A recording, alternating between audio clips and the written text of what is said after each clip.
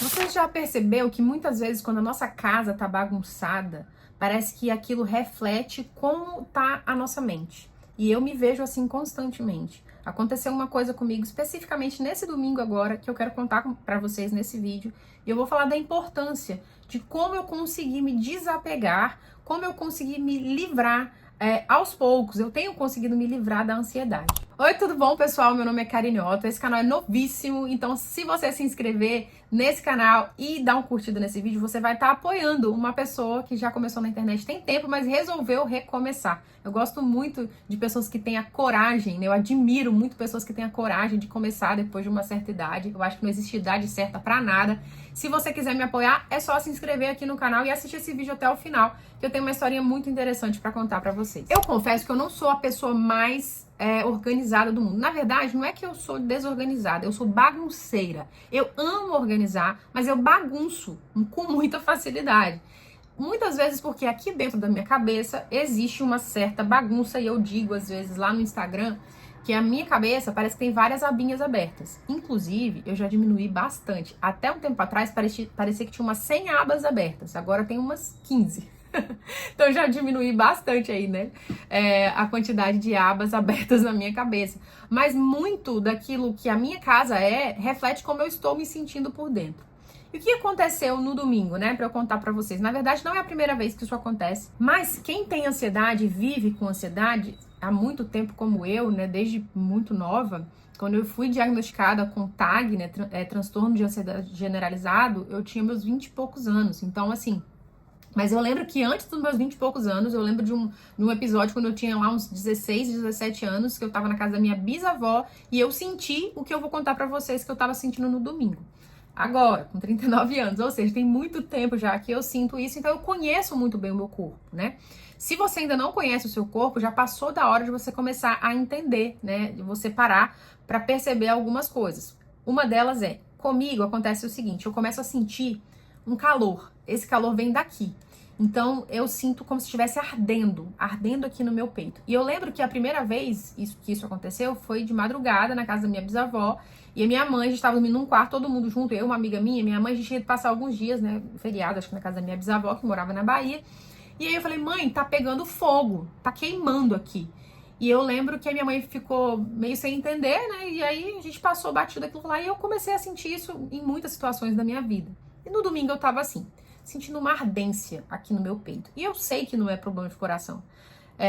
Eu sempre pego, vejo minha pressão, afiro minha pressão, vejo meus batimentos cardíacos. A minha mãe já sabe, quando eu coloco a mãozinha aqui ou aqui no pulso é porque eu tô com alguma ansiedade. E a minha mãe estava aqui no domingo, porque na semana passada eu não estava muito bem. Eu peguei uma bactéria nos rins e eu tava tomando antibiótico, então eu tava com algumas fraquezas e tal, minha ferritina tava baixa. Tudo isso também tem a ver de você conhecer o seu corpo. E aí eu olhei pra esse ambiente aqui, tava uma bagunça. E eu precisava hoje, na terça-feira, gravar vídeos pra vocês. Eu falei, cara, tá uma confusão aqui na minha cabeça, meu peito tá ardendo, eu tava sem paciência, um pouco frustrado com algumas situações que eu tenho enfrentado aqui na maternidade. Algumas coisas assim, alguns problemas que eu tenho enfrentado, como toda mãe enfrenta, né, ao longo da maternidade.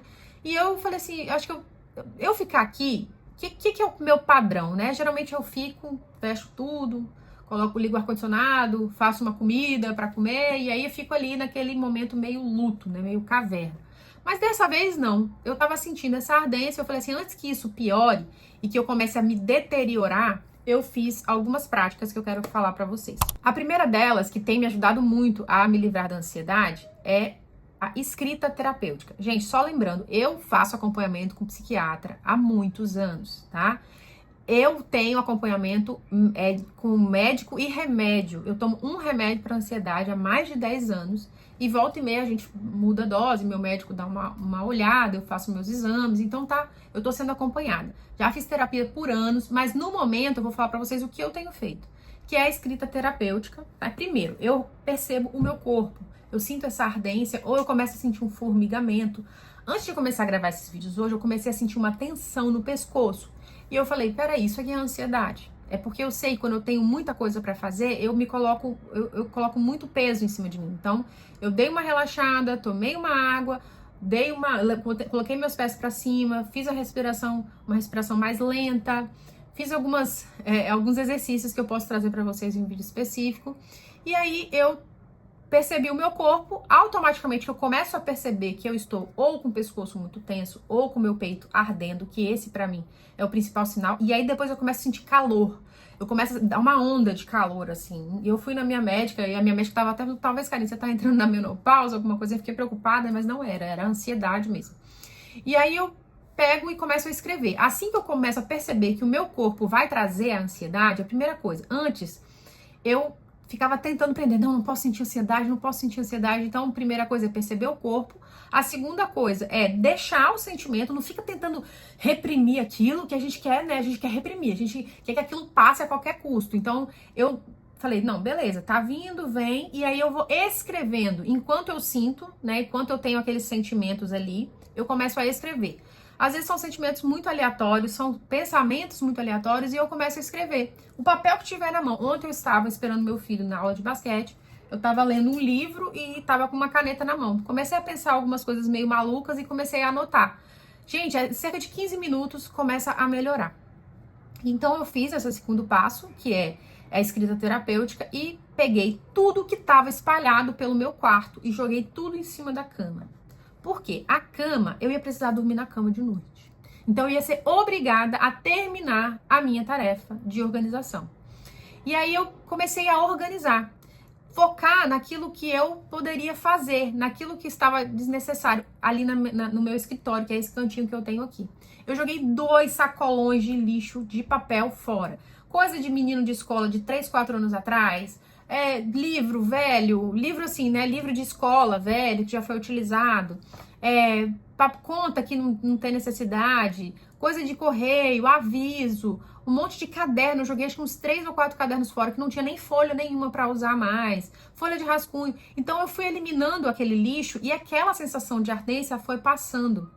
Quando eu comecei, depois que eu eliminei o lixo, eu comecei a organizar as coisas em cada lugar. Os pensamentos que estavam ali me atrapalhando foram se organizando também. Isso é uma coisa interessante, porque o meu filho, quando ele percebe que ele tá assim também, ele me pede para lavar vasilha. E aí é muito engraçado, porque ele lava todas as vasilhas, ele seca todas as vasilhas e ele guarda todas as vasilhas. Eu acho interessante porque quando termina, ele demora mais de 1 hora, mas ele é outra criança. Ele fala, mamãe, eu gosto porque me ajuda, a minha mente ela fica mais calma. Então, quando eu terminei aqui, eu era outra pessoa. Eu coloquei uma música, eu botei uma música sertaneja que eu gosto e fui ouvindo, fui cantando e fui organizando. Parei para almoçar, depois continuei. Então, assim, tudo isso foi me ajudando a me desprender daquela sensação de ansiedade. E uma dica é, não faça isso na casa inteira de uma vez só. Não faça. Eu já tive esse ímpeto de falar assim, se eu tô ansiosa, então... Eu sempre falava assim, nossa, quando eu tô com raiva, eu gosto de arrumar a casa. Minha mãe que sabe disso. E realmente eu faço isso, é porque a raiva desencadeia em mim muitos pensamentos muito aleatórios e eu quero organizar. Então é o meu corpo pedindo pra eu me organizar. Então, às vezes, eu pegava e tirava tudo do lugar em todos os cômodos da casa. Não faça isso, tá? Faça uma pequena coisa de cada vez. Eu me concentrei em organizar só essa parte aqui do meu quarto. E só aí já me ajudou muito. E aí eu acabei organizando algumas coisas do guarda-roupa e tal. Mas foi muito importante pra mim. Baseado nisso, eu comecei a lembrar, né? Enquanto eu tava ali arrumando, enquanto que eu segurava, eu sentia que eu estava segurando uma mochila cheia de pedras o tempo inteiro, até pouco tempo atrás. Cada uma dessas pedras representavam mágoas, frustrações com pessoas, decepção, rancor, coisas que eu não precisava carregar, que eu tava carregando. Eu fui organizando, né, um pouco dessas coisas e pensando, nossa, como que eu ficava apegada com isso? Porque fulano falou isso pra mim, eu tava carregando uma pedra dentro de uma mochila sem necessidade. O que eu ia fazer com essas pedras, né? Então eu comecei a perceber o quanto que a minha mochila tava vazia. É claro, tem uma pedrinha ali ou outra, né? Porque eu tô em constante evolução, constante melhoramento. Eu sei, eu tenho consciência, mas tem coisas que são mais difíceis. Mas o que eu mais fiquei feliz é que eu me comparei comigo mesma. E essa é a comparação mais saudável que existe. É você se comparar consigo mesmo e perceber o quanto que eu já tinha desapegado de pedras totalmente desnecessárias que eu estava carregando. Nessa organização terapêutica, eu fiz 2 práticas, que foi a escrita e a organização que me ajudou automaticamente a organizar a minha mente também.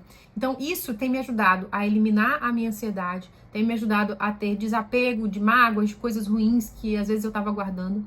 E eu tomei uma decisão muito importante que eu comecei no domingo mesmo. Eu ouvi uma amiga minha, a Thaís, que mora nos Estados Unidos. Eu conheço a Thaís há muito tempo, inclusive ela tem canal aqui no YouTube também. E ela falou sobre um desafio minimalista, que é você doar, né, ou descartar um item por dia.